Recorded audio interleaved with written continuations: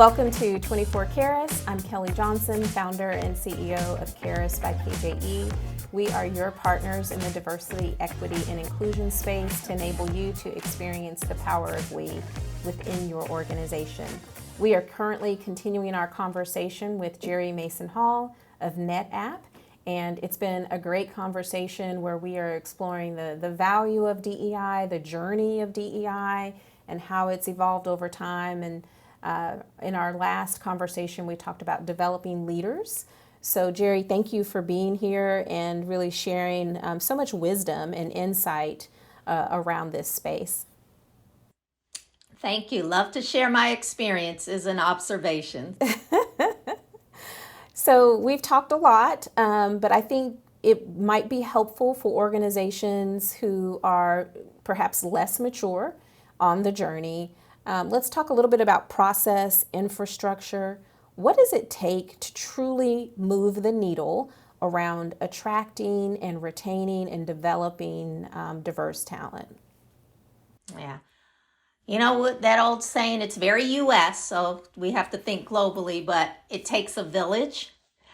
It does, in fact, take a village. And so I say that to say, one of my primary messages when I joined NetApp was that our strategy is DI&B enabled. So it is not the responsibility of the DI&B team alone. It is not a Gerri responsibility. It is owned by the enterprise. It is DI&B enabled.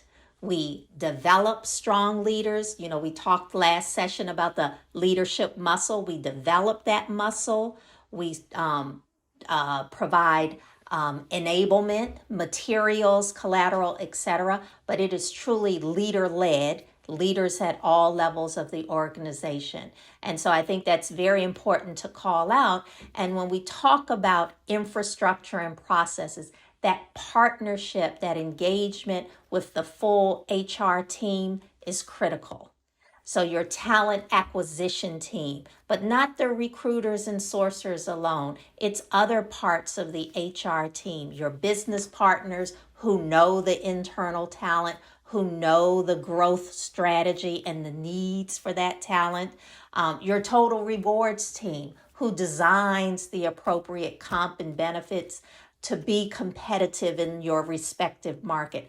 All of these players together are what help in that focus in increasing your attraction and retention of underrepresented talent. Yeah. You know, I mean, from my experience over the last 20 years or so, I've often seen, unfortunately, the DEI function struggle with getting that buy-in with their peers in human resources. I don't know if that's been your experience or if you've seen it, but can you speak to that a little bit about how can organizations, HR, DEI come together to provide a stronger infrastructure and process?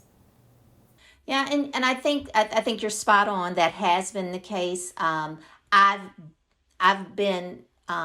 had more positive experiences in myself, but I've seen that in different organizations. Oftentimes, depending on your model, where the head of DEI reports into the CEO and the CHRO is separate, so they're peers. That was my model at Sodexo when I mentioned Dr. Rohini Anand.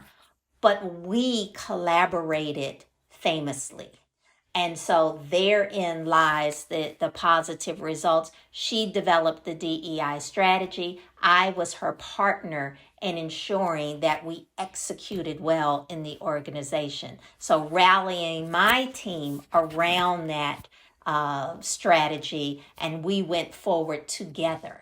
And we had advisory groups and we had a steering committee that I sat on with her and our head, our chief legal officer and our chief marketing person, those types of roles together.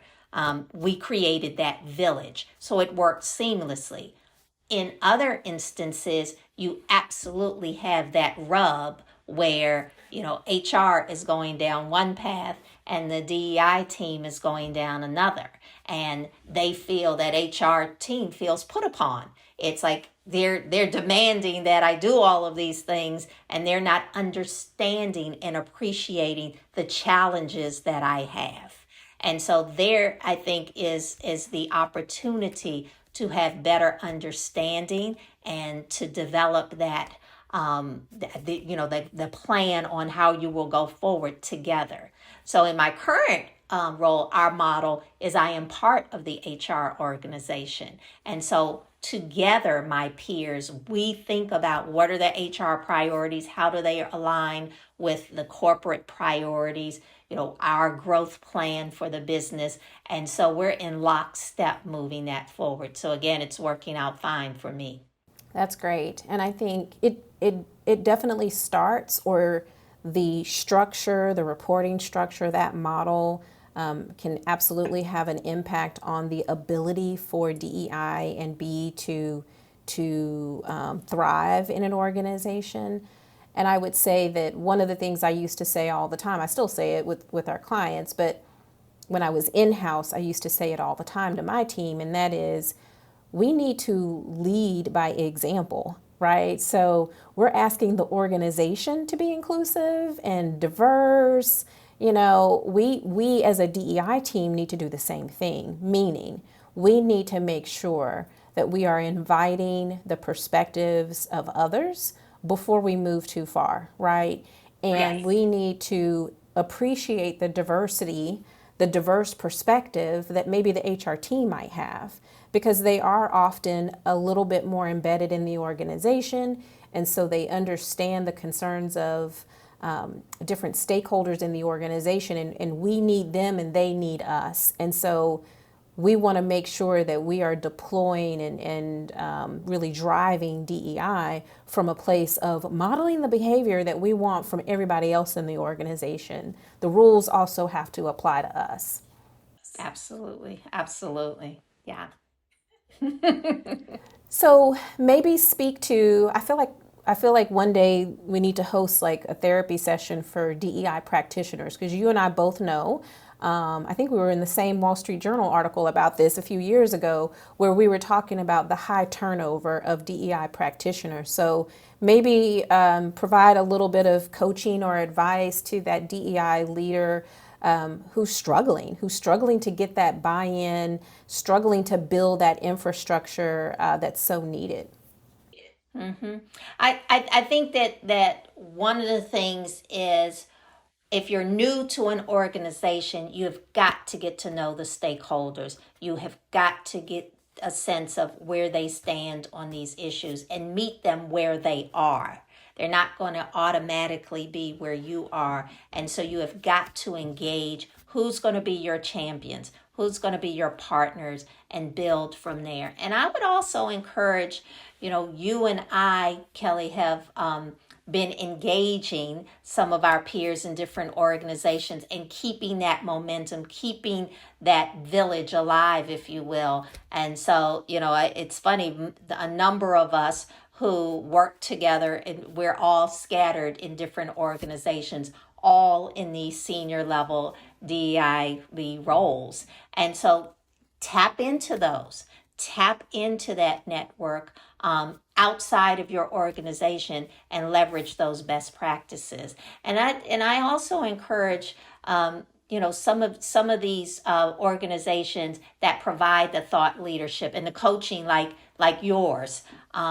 That's very important if you're feeling like you're the only one in the organization. And that's been a trend that I've been seeing. Again, this social justice awakening post George Floyd has prompted a number of organizations to create brand new roles with no history or experience. And so it seems great for a lot of people, but then they don't know how to come in.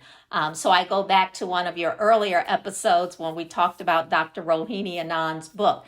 I encourage, get that blueprint as well. So those are some of the things that could help a novice along the way. And again, don't be afraid to reach out to others. Absolutely, yes. I learned that early on. We don't need to reinvent the wheel, and I personally and thankfully have been fortunate to find the DEI practitioner community to be, non-competitive, right? Like we typically are very open to sharing and saying, hey, this worked for me, maybe it'll work for you. But thank you for those important reminders, Gerri. And as always, so much great insight from your experience and accomplishments in this space. We'll be back for more from Gerri and all the great advice she has as we wrap up this series with Gerri Mason Hall at NetApp. And as always, we are super thankful for you to stop by and be a part of the 24 Caras community. Until next time, we'll see you soon.